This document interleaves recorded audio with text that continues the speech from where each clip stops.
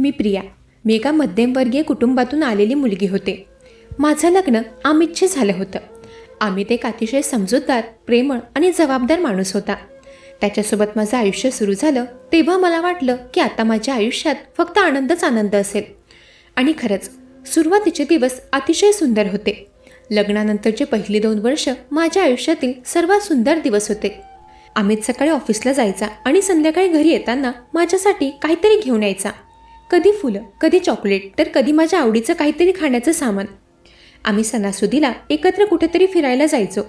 रविवारी सकाळी एकत्र नाश्ता बनवायचो. संध्याकाळी टेरेसवर बसून तासनतास गप्पा मारायचो. अमितचं कुटुंब वेगळं राहत होतं.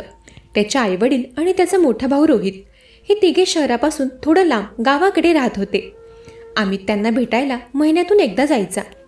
मी सुरुवातीला त्याच्यासोबत जात होते, पण गर्भवती झाल्यावर डॉक्टरांनी प्रवास टाळण्याचा सल्ला दिला होता. त्यामुळे काही महिने मी घरीच राहिले. आमचा मुलगा पिंकू जन्माला आला तेव्हा आमचं घर आनंदाने भरून गेलं. अमित एक उत्तम वडील होता. रात्री पिंकू रडला तर तो उठून त्याला सांभाळायचा. मला थकलेलं पाहून घरातील कामात मदत करायचा. मी खरोखरच नशीबवान होते हे मला माहीत होतं. पण आयुष्यात सुख कायमचं राहत नाही हे मला लवकरच समजलं. आमच्या लग्नाला 3 वर्ष पूर्ण होणार होती. आम्ही एक छोटीशी पार्टी ठेवण्याचं ठरवलं. जवळचे काही मित्रमैत्रिणी हेच आमचे पाहुणे होते. अमितला मी सांगितलं होतं की हा दिवस फक्त आपल्या मित्रमैत्रिणींसाठी व आपल्यासाठी असेल. आम्ही एक दिवस फक्त आमच्यासाठी घालवू. पण त्याच दिवशी सकाळी अमितला फोन आला. त्याचा मोठा भाऊ रोहित म्हणजे भाऊजी, त्यांना शहरात काही कामासाठी यायचं होतं. अमितने त्यांना आमच्याकडेच राहायला सांगितलं. मी थोडी नाराज झाले, पण काहीच बोलले नाही. शेवटी ते अमितचे भाऊ होते. भाऊजी दुपारी आमच्या घरी पोचले. ते वयाने 40च्या आसपास होते. उंच, गोरे आणि चांगल्या व्यक्तिमत्वाचे. अजूनही ते अविवाहित होते, कारण त्यांच्या आईच्या आरोग्याची काळजी घेण्यासाठी त्यांनी लग्न टाळलं होतं असं अमितने मला सांगितलं होतं. मी त्यांचं स्वागत केलं. चहा नाश्ता दिला. ते अगदी सौम्य व विनम्र वागले. त्यांच्याशी बोलताना मला कुठलीही अडचण वाटली नाही. संध्याकाळी आमच्या मित्रांची पार्टी होती. मी त्या दिवशी खास तयार झाले होते. नवीन साडी, दागिने, मेकअप सगळं अमितसाठी होतं. पण जेव्हा मी खोलीतून बाहेर आले तेव्हा सर्वात आधी भाऊजींची नजर माझ्यावर पडली. ते क्षणभर तसेच उभे राहिले मला पाहत. अमित स्वयंपाकघरात होता. भाऊजी मला म्हटले, वा भाऊजाई, आज तुम्ही खूपच सुंदर दिसतायत. त्यांच्या त्या वाक्यात काहीतरी वेगळं होतं. कौतुक होतं, पण त्यापेक्षा अधिक काहीतरी होतं. मी हसून धन्यवाद म्हणाले आणि अमितकडे गेले. पण त्या क्षणापासून एक वेगळीच अस्वस्थता जाणवू लागली. पार्टी चांगली झाली. आमचे मित्र आनंदात होते. पिंकूला सगळ्यांनी खूप लाड केला. पण मला सतत भाऊजींची उपस्थिती जाणवत होती. ते माझ्याशी सतत बोलायचा प्रयत्न करत होते. माझ्या साडीबद्दल, माझ्या स्वयंपाकाबद्दल, माझ्या कामाबद्दल. त्यांनी अनेक प्रश्न विचारले. अमित समोर असल्यामुळे मी सगळं सामान्यपणे घेतलं, पण मनातून मला थोडं विचित्र वाटत होतं. पार्टीनंतर भाऊजी म्हणाले, अमित, तुला खूप चांगली बायको मिळाली. तिची काळजी घे. अमितने हसून माझ्याकडे पाहिलं आणि म्हणाला, मला माहिती आहे दादा. असंच ती रात्र संपली. पुढचे काही दिवस अमितची ऑफिसची सुट्टी होती. आम्ही एकत्र वेळ घालवणार होतो, पण भाऊजी सतत आमच्यासोबत असायचे. आम्ही चित्रपटाला जाणार तेव्हाही भाऊजीसोबत. आम्ही बाहेर जेवायला जाणार तेव्हाही भाऊजीसोबतच. आम्ही घरी असताना गप्पा गोष्टी करत असतानाही भाऊजी तिथेच असायचे. हळूहळू त्यांचं वागणं मला चिडवू लागलं. अमितला मी एकदा हलकेच सांगितलं, आपण थोडा वेळ तरी एकटं घालवू का कधी? अमित म्हटला, प्रिया, दादा काही दिवसांसाठी आलाय, असं त्याला एकटं सोडणं योग्य दिसणार नाही. तू थोडं समजून घे. त्यावर मी काहीच बोलले नाही, पण मनातून मला वाईट वाटलं. माझ्या आणि अमितमधील तो मोकळेपणा, तो आनंद कमी होत चालला होता. काही दिवसांनंतर अमितला ऑफिसच्या कामासाठी 2 आठवड्यांसाठी बाहेरगावी जावं लागलं. त्याच्यासोबत मला जायचं नव्हतं, कारण पिंकू अजून लहान होता आणि त्याला प्रवासाचा त्रास व्हायचा. अमितने विचारलं, तू येशील का?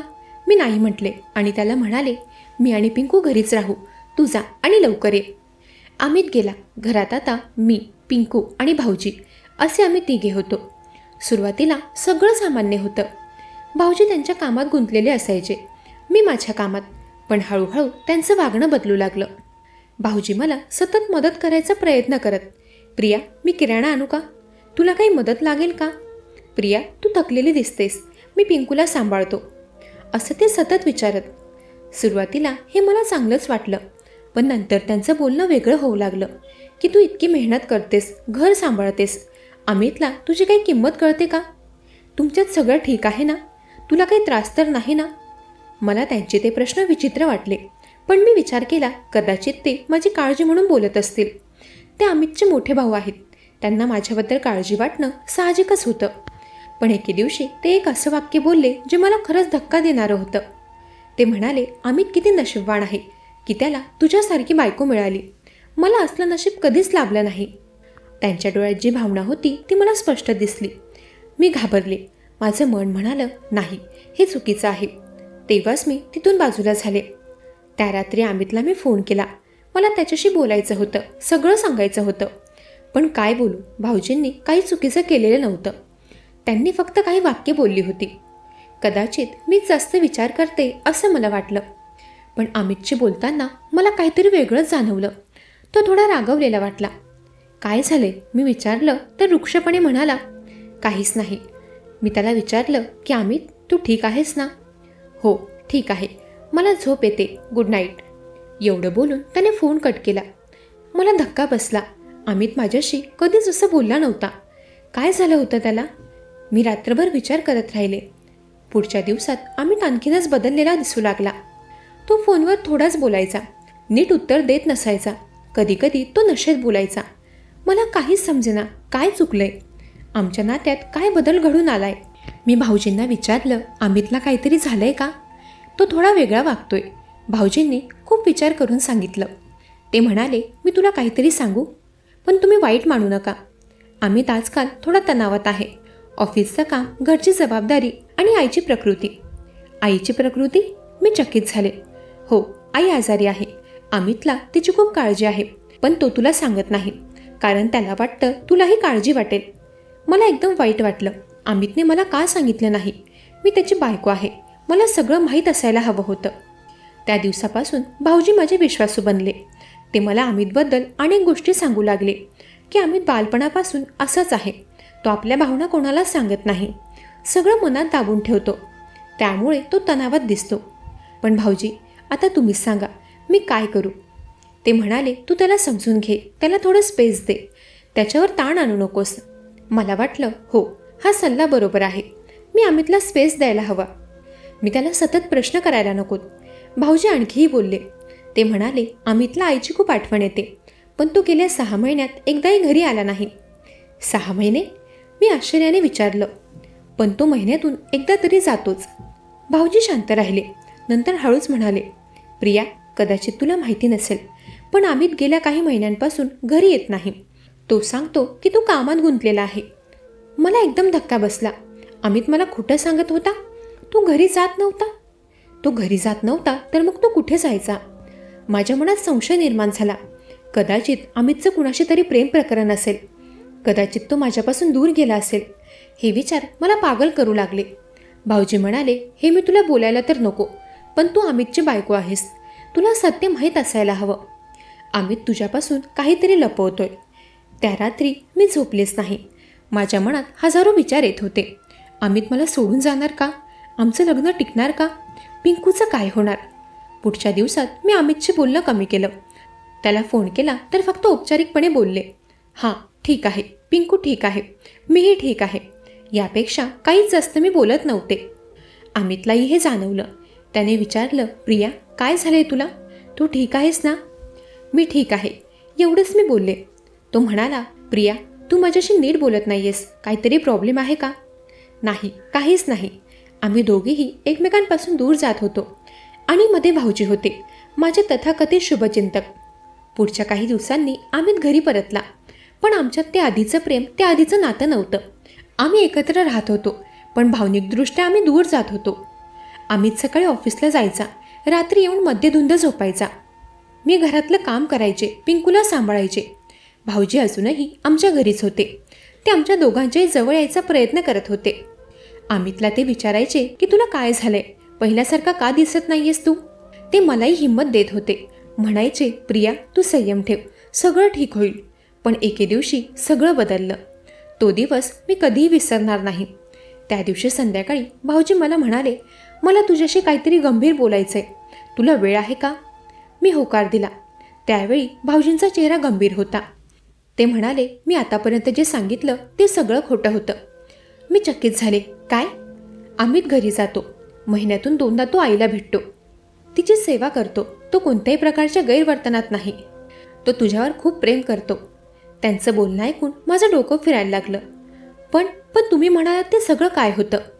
त्यावर ते म्हणाले, मी खोटं बोललो. मी तुला चुकीचं सांगितलं. मी तुझ्या मनात संशय निर्माण केले आणि मी हे जाणून बुजून केलं. पण का? मी रागावून त्यांना विचारलं की तुम्ही असं का केलं? भाऊजी शांतपणे म्हणाले, कारण मी तुझ्यावर प्रेम करतो प्रिया. ते वाक्य ऐकून काही क्षणांसाठी माझं हृदय थांबलं. भाऊजी काय बोलत होते? ते पुढे म्हणाले, मी पहिल्यांदा तुला पाहिलं तेव्हापासून मला तू आवडू लागलीस. तुझं सौंदर्य, स्वभाव सगळं मला आवडलं. माझ्या भावाला हे सगळं कसं मिळालं आणि मला काहीच का नाही? मी सगळं आयुष्य आईसाठी जगलो आणि मला काय मिळालं? मी भयभीत होऊन उभी राहिले. तुम्ही काय बोलताय? मला माहिती आहे हे चुकीचं आहे. मी अमितचा भाऊ आहे. पण प्रेम कुठे नियंत्रणात राहतं? मी तुमच्याजवळ येण्याचा प्रयत्न केला. मी अमिताने तुमच्यात अंतर निर्माण करण्याचा प्रयत्न केला. मला वाटलं कदाचित तू अमितला सोडून माझ्याकडे येशील. त्यांचं बोलणं ऐकून मला खूप राग आला. मी म्हणाले, तुम्ही किती खालच्या पातळीचे विचार करतात? तुम्ही अमितचे भाऊ आहात. तुम्ही हे कसं करू शकलात? भाऊजी डोकं खाली घालून बसले. ते म्हणाले, मला माहिती आहे मी चुकलो. पण आज मी तुम्हाला सत्य सांगतोय. मी हे घर सोडून जातोय. मी तुमच्या आयुष्यात यापुढे कधीच येणार नाही. पण जाण्यापूर्वी मला तुम्हाला सत्य सांगायचं होतं. अमित तुझ्यावर खूप प्रेम करतो. तो तणावात आहे कारण आमची आई खरंच आजारी आहे. तिला हृदयाचा गंभीर आजार आहे. अमित तिच्या उपचारांसाठी पैसे जमा करतोय. त्याला ऑफिसमध्ये एक्स्ट्रा काम मिळालंय. त्यामुळे तो तणावात आहे. त्याने तुम्हाला सांगितलं नाही कारण त्याला तुमची काळजी होती. आणि गेल्या 6 महिन्यात तो घरी गेला नाही हेही मी खोटं बोललो. तो गेलाय घरी. मी तुम्हाला खोटं सांगितलं होतं. तो नेहमीच आईला भेटतो. पण तुम्ही त्याच्यासोबत जात नव्हतात कारण तुम्ही पिंकूच्या कारणाने थकलेला असायच्यात. अमितनेही तुम्हाला घरी येण्यास जबरदस्ती केली नाही. तेव्हा मी रडू लागले. मी किती मोठी चूक केली होती ते मला जाणवलं. मी माझ्या नवऱ्यापासून लांब जात होते, तेही तिसऱ्या व्यक्तीच्या कानभरणीवरून. भाऊजी म्हणाले, मला माफ कर. मी तुमचं आयुष्य उद्ध्वस्त करू पाहिलं. पण आज माझ्या सचच विवेक बुद्धीने मला सत्य सांगायला भाग पाडलं. तू आणि अमित खूप चांगले जोडीदार आहात. तुमच्यात प्रेम आहे ते तसंच कायम राहू द्या. एवढं बोलून भाऊजी तिथून निघून गेले, तेही कायमचे. दुसऱ्या दिवशी मी अमितला सगळं सांगितलं. भाऊजींनी काय केलं, मी कसं संशयात पडले, मी त्यांच्यावर कसा विश्वास ठेवला. अमित शांतपणे ऐकत राहिला. नंतर त्याने मला मिठी मारली. प्रिया, मी तुला कधीच सोडणार नाही. तू माझं आयुष्य आहेस. मी त्याला म्हणाले, पण अमित, मी तुझ्यावर संशय घेतला. तो म्हणाला, ते स्वाभाविक होतं. दादाने तुझ्या मनात विष भरलं होतं. तू चुकलीस, पण मीही चुकलो. मी तुला आईच्या आजाराबद्दल सांगायला हवं होतं. मी तुझ्यासोबत शेअर केलं असतं तर हे सगळं झालं नसतं. आम्ही दोघेही रडलो. त्या रात्री आम्ही तासनतास बोललो. आमच्यातील सगळे गैरसमज दूर झाले. अमितने मला सगळं सांगितलं. त्याच्या आईच्या आजाराबद्दल, उपचारांसाठी लागणाऱ्या पैशांबद्दल व त्याच्या तणावाबद्दल सगळं काही. तो म्हणाला, मी दारू का पिऊ लागलो माहिती आहे? कारण मी हरवलो होतो. माझी आई आजारी, माझी बायको माझ्यापासून दूर जात होती आणि मला काहीच समजत नव्हतं. मी त्याच्या हातावर हात ठेवत म्हणाले, मला माफ कर अमित. नाही, तू माफी मागू नकोस. आपण दोघेही चुकलो. पण आता आपण पुन्हा सुरुवात करूया, एक नवीन सुरुवात. त्या दिवसापासून आमच्या नात्यात एक नवीन ऊर्जा आली. अमितने दारू पिणं सोडलं. तो घरी लवकर यायला लागला. आम्ही एकत्र बसून पिंकूशी खेळायचो. रात्री एकमेकांशी बोलायचो, आपल्या दिवसाबद्दल, आपल्या भावनांबद्दल. काही महिन्यांनंतर आम्हाला भाऊजींबद्दल काही सत्य कळलं. अमितला त्याच्या एका मित्राचा फोन आला. त्याने सांगितलं की भाऊजी गंभीर नैराश्यात होते. त्यांनी मानसोपचार तज्ज्ञाकडे जाण्यास सुरुवात केली होती. अमितला खूप वाईट वाटलं. दादा इतक्या दुःखात होता आणि मला काहीच माहीत नव्हतं. मी म्हणाले, त्यांनी जे केलं ते चुकीचं होतं, पण ते स्वतः पीडित होते. एकाकीपणा, प्रेमाची भूक, कुटुंबापासून दूर राहणं, या सगळ्यांनी त्यांना तोडलं होतं. भाऊजींची खबर मिळताच अमित त्यांना भेटायला गेला. तो परतला तेव्हा थोडा दुःखी होता. तो म्हणाला, दादा खूप बदललाय. त्याला खूप पश्चाताप होतोय. त्याने माझी माफी मागितली आणि तुझी कधी भेट होईल का असं विचारलं. मी थोडा विचार केला. नंतर म्हणाले, त्यांना सांग की मी त्यांना माफ केलंय, पण भेटायची गरज नाही. काही जखमा वेळ घेतात बरे होण्यासाठी. अमितने माझा हात पकडला आणि म्हणाला, तू खूप समजदार आहेस प्रिया, तू त्याला माफ करू शकलीस. त्या घटनेनंतर मी स्वतःच्या वागण्यावरही विचार करू लागले की मी कुठे चुकले, माझ्या स्वभावात मी काय बदल करायला हवेत. मला जाणवलं की मी खूप लवकर संशय घेते. कुणी काहीही बोललं की माझ्या मनात नकारात्मक विचार येतात आणि मी कुणावरही लगेच विश्वास ठेवते. आणि मला काहीही वाटलं की मी ते मनात दाबून ठेवायचे, स्पष्टपणे बोलायचे नाही. हे चुकीचं होतं. आता मी स्वतःमध्येही सुधार करण्याचा निर्णय घेतला. मंडळी, प्रत्येक नात्यात अडचणी येतात, पण प्रेम, विश्वास आणि संवादाच्या आधाराने आपण कोणती अडचण पार करू शकतो. मंडळी, कशी वाटली कथा? ऐकत रहा मनाचे बोल.